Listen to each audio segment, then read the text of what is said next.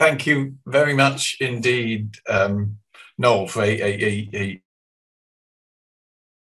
thoughtful and thought-provoking presentation, and particularly I think it's especially good to be thinking as well as they are. Like you, I'm never quite happy with the word metadata. I think it hides a multitude of possibilities. I much prefer to provenance and phenotype along the lines that you're saying, with very specific types of information. Has anybody got any questions for Noel? We're not doing too badly for time, particularly as we come towards the end of the meeting. So we can take a few questions now or move them over to the. Okay. If anybody wishes to put something in the chat, we can always take them later. Yeah. Yeah. I mean, I think Noel, it's very striking, isn't it? I mean. A question, does that mean that really, as one might suspect, most other ovine sources bovine sources are not really very high risk? I think it seems to be what I didn't show in that data was the negatives. So perhaps had I been a betting man, I would have bet that unpasteurized milk might have been quite a high risk, but we got absolutely no signal out for unpasteurized milk. Yeah. And again, some detail I didn't go into in that section was we can say something is a ruminant type or something is a chicken type. We couldn't find any specific sheep types. We could find some specific cattle types. Yeah. And the cattle types weren't really causing human disease. Yeah. The ones that were cattle restricted. So that's when there is a question to me of whether this sort of sentinel type approach is really pointing stuff more toward sheep as an origin. It may indeed be that there's just something biological about the cattle restricted types that we are exposed to them, but it is the commonly shared sheep or cow types that can jump to humans. So I think there's quite a lot to unpick around the sources of ruminant infection, and certainly milk didn't come out, which was very interesting. It is, isn't it? I mean, and I don't want to stretch things too far. It's rather dangerous, but if you think that, I think the New Zealand epidemic, of course, is the largest ever epidemic, and it just happens to be water contaminated by sheep, which is sort of an interesting. I know there's lots of sheep in New Zealand, and that's a particular issue, but that is quite interesting. There's one question here that Ki-Hun Lee says it's also interesting that the proportion of resistant strains increased dramatically within 20 years. In your slide comparing historic sample 2015 to 2018, have you explored genomes, how different factors on genomic side contribute to increased frequency of resistance phenotype? Is it more related to a shift in population structure or mutations or mobile elements? Thanks. Well, I think you know the answer, at least partially, to that.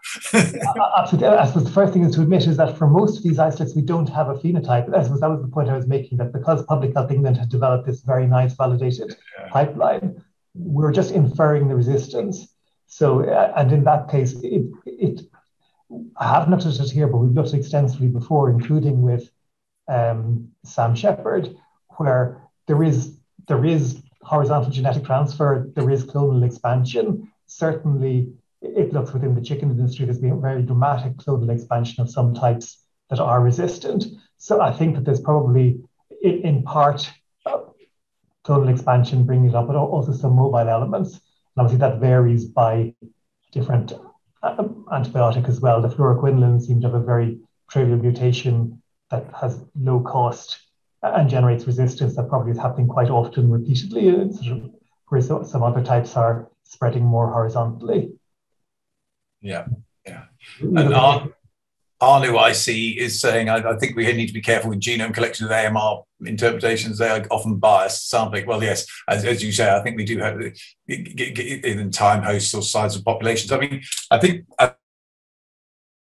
that Sam made about the 3 times 10 to the 17, the quintillions. I mean, it really gives you I think that really made the point about just how big the populations are, Sam, that we're dealing with. I see you coming in there. I mean, this is a non-trivial. I mean, if you were assuming these bugs were as unstable as we thought 20 odd years ago, we wouldn't, all of them would be different, wouldn't they? But there obviously are stable genotypes that are maintained within these massive populations. Yeah, I mean, I could tell. Have you ever heard that number before, Martin? It's a great number. I love it. A quadrillion. I looked it up online, whatever it was.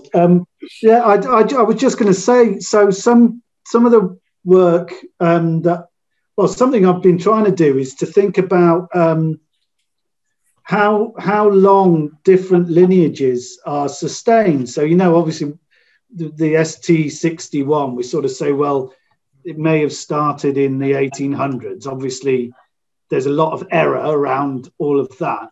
But it's interesting, isn't it? I guess this is a question, that there are potentially so many lineages being maintained over time, because we don't tend to think of that for most things. Well, maybe I don't. And most of what I know, I learned from you guys. But you tend to think that one lineage will outcompete another.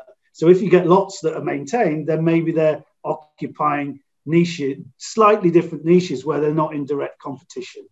I think Sam, you're sort of taking us there into the realm where we might like to go in a few in the general discussion. So, and I think that's the things that we might like to pick up then. But I think we're just running a little bit behind time now. So I think Patrick, of course, is joining us from Massey University by recording, and he won't be here for questions, of course, because it's something like 4 a.m. with him. So if we move on to Patrick's talk, if people will continue to add things in and anybody wants to contribute to the discussion, we do have some time afterwards. So please do. There's all sorts of interesting stuff here. And we'll move to the last talk now and then into a general discussion. Thank you very much, Sam, and thank you, Noel. Excellent presentations.